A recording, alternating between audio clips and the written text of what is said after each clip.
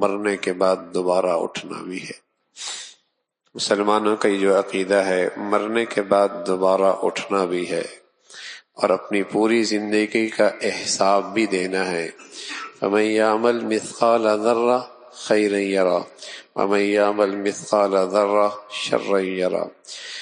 یہ ایک ایسا عقیدہ ہے، اگر یہ عقیدہ زندہ ہو جائے، تر و تازہ ہو جائے، تو انسان کی زندگی ہر قسم کے جرائم سے اور نافرمانیوں سے اور گناہوں سے محفوظ ہو جائے۔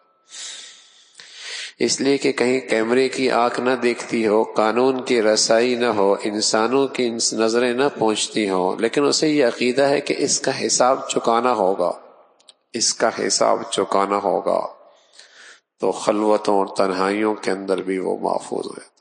مدین کا موقع تھا، میدان ہے، مسلمانوں کو فتح ہو گئی۔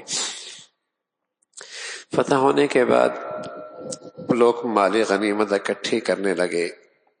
سارا مال غنیمت ایک طرف، ایک شخص آیا جس کے پاس بہت چھوٹا سا ایک ہیرا قیمتی سا تھا اور سارا مال غنیمت کی قیمت سے بڑھا ہوا تھا۔ وہ آ کر وہاں جمع کرانے لگا تو ذمہ دار نے پوچھا تمہارا نام کیا ہے؟ کہا میرے نام کی فکر نہ کرو، اگر اس اللہ کا خوف اور ڈر نہ ہوتا تو تمہیں پتہ بھی نہ لگتا کہ یہ کہاں گیا ہے۔